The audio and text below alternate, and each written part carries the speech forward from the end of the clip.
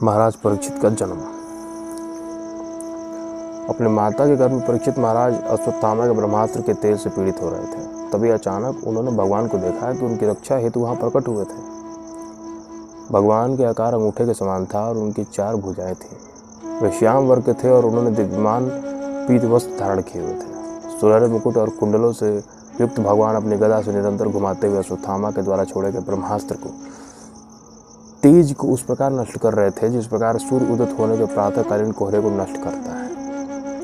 वास्तव में अश्वत्थामा के ब्रह्मास्त्र ने उत्तरा के घर पर भस्मीभूत कर ही दिया था, परंतु श्री कृष्ण ने अपने चमत्कार द्वारा इस बालक को तुरंत एक नवीन शरीर प्रदान कर दिया।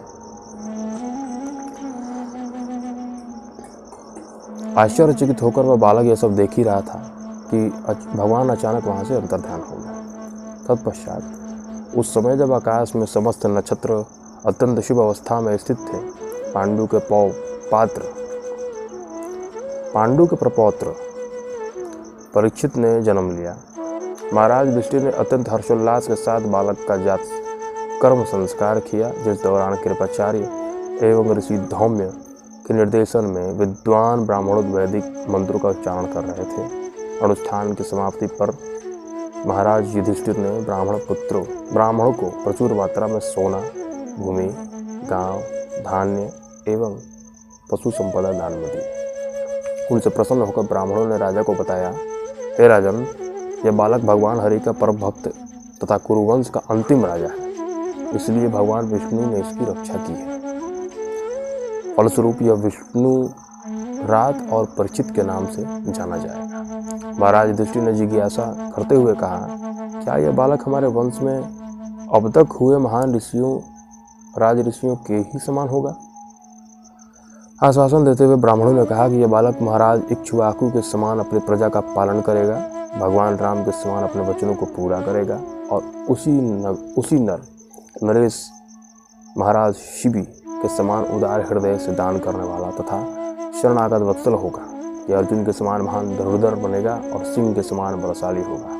यह पृथ्वी के समान संयमी और हिमालय के समान सबको आश्रय देने वाला होगा। महाराज युधिष्ठिर, रस्म चित्तता में यह आपके सम्मान होगा और दानशीलता में भगवान शिव के समान है। यह बालक भगवान नारायण के समान सबको शरण प्रदान करेगा। उदारता में यह महाराज रांति देव के समान बनेगा। सहनशीलता में महाराज बलि के समान और भगवान श्री कृष्ण के परम भक्तों में यह प्रहलाद महाराज के समान होगा।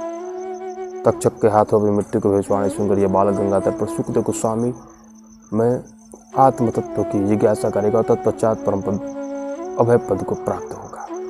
यह कहकर ब्राह्मण लौट गए और वह बालक अपने दादाओं के संरक्षण में उसी प्रकार बढ़ने लगा जिस प्रकार शुक्ल पक्ष की चंद्रमा दिन प्रतिदिन अधिक पूर्ण एवं दीप्यमान होता जाता है, परंतु वह कभी भी उस व्यक्ति को नहीं भूल पाया जिसे उसने अपनी माता के गर्भ में देखा था। वह मिलने वाले प्रत्येक व्यक्ति के चेहरे को देखता हुआ उनकी परीक्षा लेता और कहीं यह वह तो नहीं है, और इसलिए उसका नाम पड़ा परीक्षित।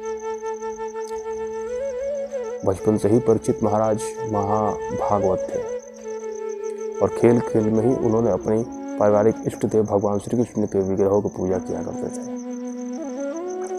कुछ समय पश्चात महाराज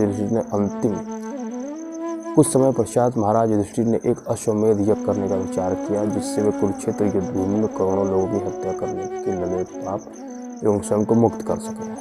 चूंकि युद्ध में शाही खजाना समाप्त हो चुका था, इसलिए भगवान श्री कृष्ण ने उन्हें हिमालय पर्वत के निकट बैठे सोने के ढेर को लाने का परामर्श दिया, जो महाराज मरुत के महान यज्ञ के पश्चात अब तक वहीं पड़ा था। इस प्रकार भगवान श्री कृष्ण के निर्देशन में और एकमात्र उनकी संतुष्टि के लिए महाराज युधिष्ठिर ने 3 अश्वमेध यज्ञ किए। इन यज्ञ के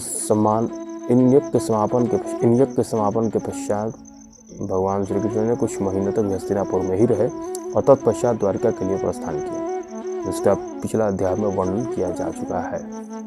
अगले अध्याय में हम धृतराष्ट्र का गृह त्याग सुनेंगे, आखिर उन्होंने अपने घर को कैसे त्यागा।